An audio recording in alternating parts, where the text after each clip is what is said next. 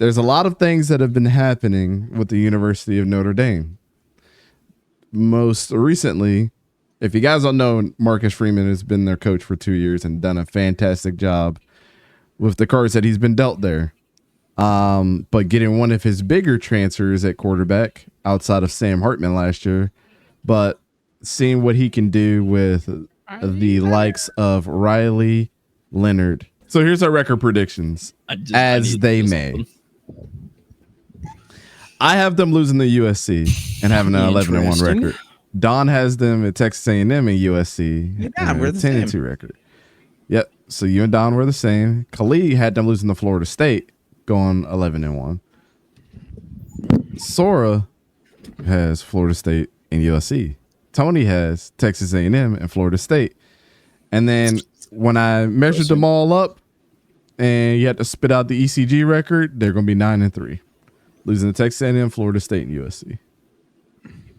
So 11-1. 50% or better as far as the predictions are how often these teams showed up, got put onto the main record for them. So that's how this got laid out. I say this is very interesting. I think they're going to have a lot of close wins, to be completely honest with you. I think so too. I think they're going to have a close one versus Louisville. I think FSU is going to be close.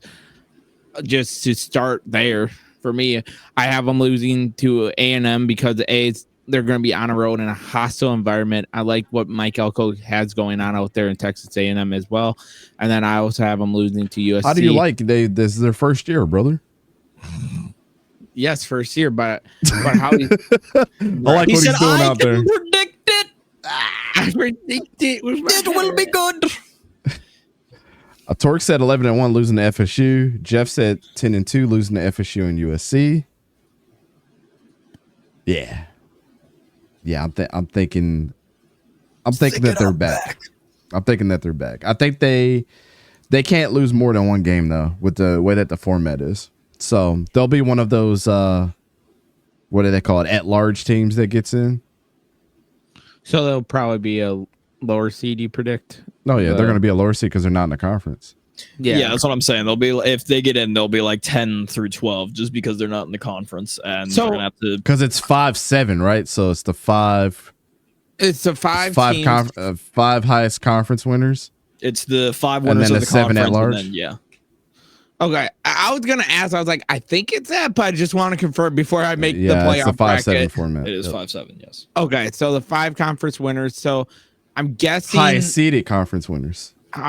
Remember, so, we don't have a conference for the Pac-12, so it's going to be a group of 5 school that gets in. So most likely Liberty, from my opinion, but and then the top 4 seeds get a bye week. Yeah. Okay, I figured it was like that, but I just want to make sure. Yeah. This dude clearly has not brought any teams to the playoff in Dynasty to understand how the new format works. I don't have a PS5 or Xbox. That sounds like a problem. I'm broke. All right, so getting back to just kind of the rundown for their schedule. So Texas A&M, they play them at Kyle Field, and I mean, I think that's going to be a close game. I don't think they necessarily lose that. And the only reason why is because you have an experienced coach that's been with his team for 3 years versus a first-year head coach in Mike Elko trying to learn the brand new lifestyle of what's going to happen out there. And so even Khalid, as a Texas A&M guy, agrees with me there that they are going to win that game. Boys. August 31st. Hear me out. Watch party. Of what? Notre Dame A&M, just to see Khalid rage.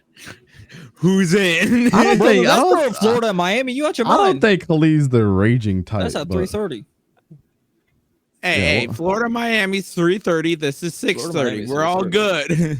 I think the only team that we're all going to watch together most likely is the Florida State game because it's week 0 and it's the best game that week.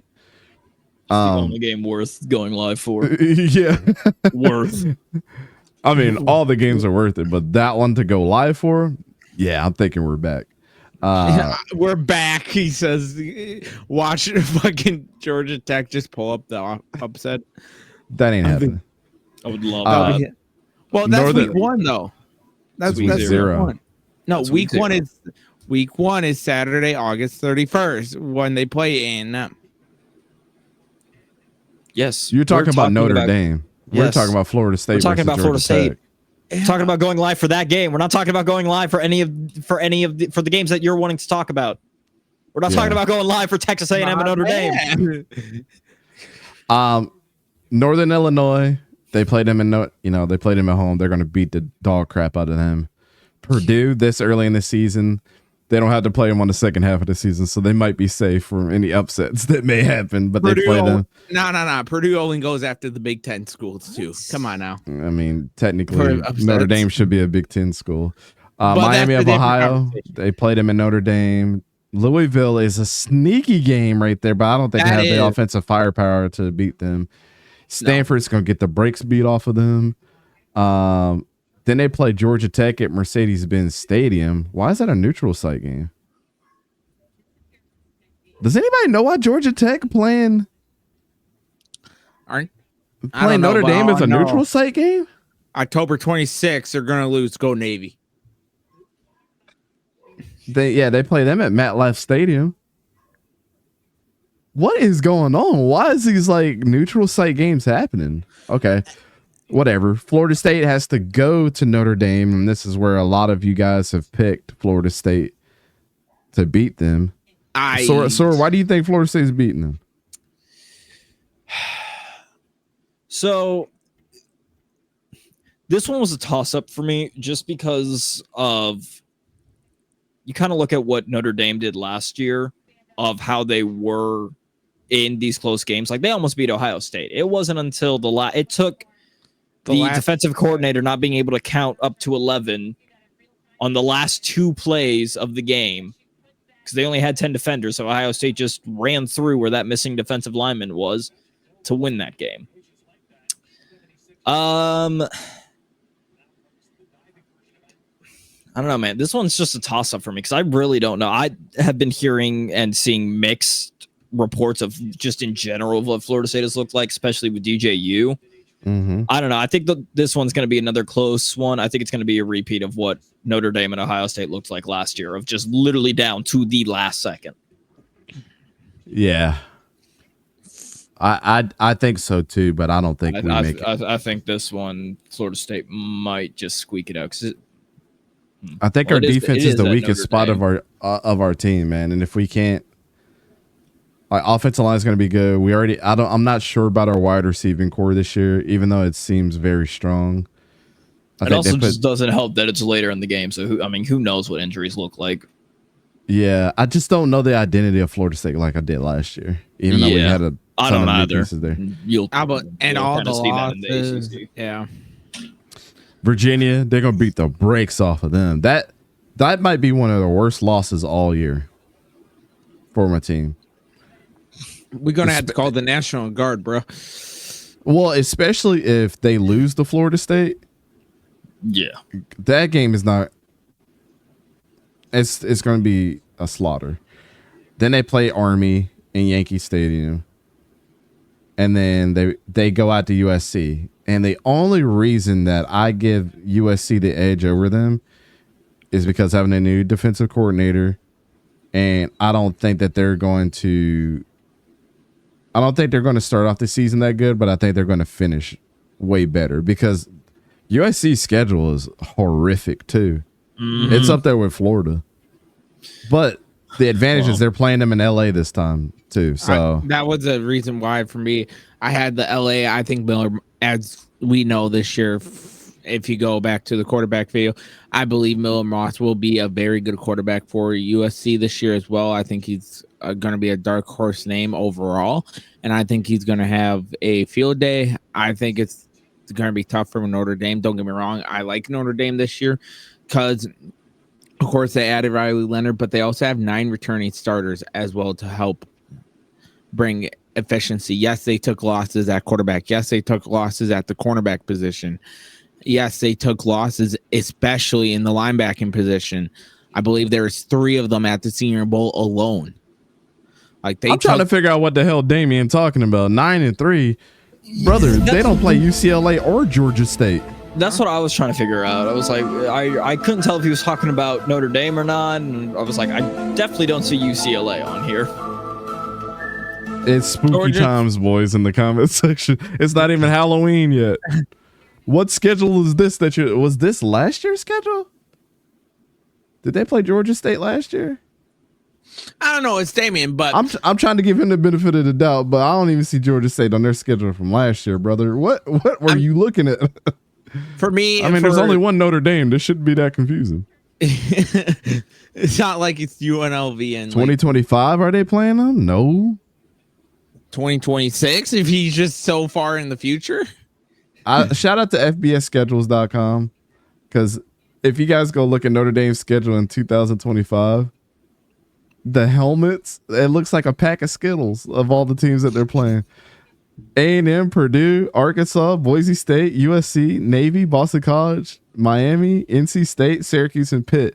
It's like all the colors of the freaking rainbow. All they need is like green. Well, they do have that, but it's a white helmet for Miami. Damn, it's crazy. Go play North Texas Mean Greens. Yeah, so on, you know you'll lose. With your guys' record, did they make the CFP? Yeah, I think they'll get at like 11th or 12th. I have them at 11, 10 area. That's spicy. What if Appalachian State comes off being a 1-loss team, but now and winning their conference, but then it's really between them? Well, it depends. Let's say they lose their conference with 1 loss, but you have Notre Dame with 2 losses. I got one question. Who you letting in? What's Liberty's record? I already said that. I think Liberty's getting in. I think they win their if they win their conference, they're getting in. So then they're undefeated. Yeah, I think Liberty could go undefeated again. Okay. I don't think people understand how good Caden Salter is, though.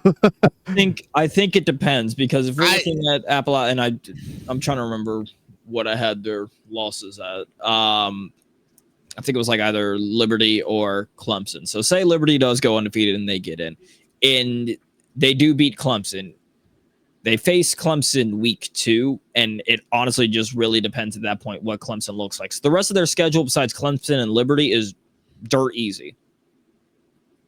Who was this? Yeah. This is Appalachian State. I'm going off the scenario that you said. Yeah, that's why I just want to make sure. It just like if Florida State and USC are ranked both in the top 25 throughout the entire you're right. year. You're right. That was a bad example. You're right. But go ahead. I'm following. It just depends on what like. So say they beat Liberty and their 1 loss is Clemson. It's out of conference, whatever. It just depends on. Liberty. It's out of conference. Liberty's undefeated. They get in. Cool. It honestly just depends on what Clemson looks like. Because that's really the only other tough team that they face.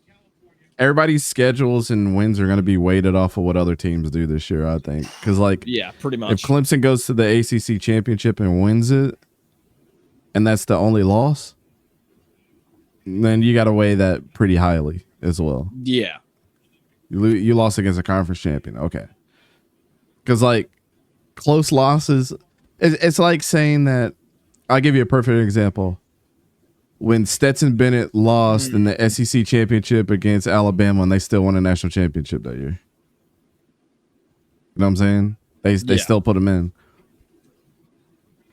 There could be 4 teams from the SEC and 13, 14. Well, no, they didn't lose. What am I talking about? I'm all over the place. Did they lose?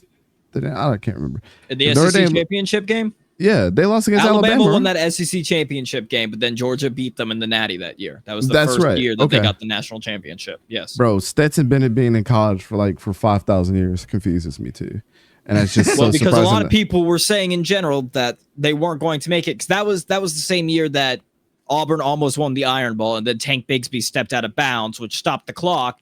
They punted this is why the ball, I'm so confused why they didn't just let him in this year. Georgia would have won. And we all would have been right. Not all. Who'd you have as your champion? I had Oregon. Winning it all last year? Last year? I'm pretty sure you did too. No, I didn't. It was either Oregon or Ohio State was also a majority though.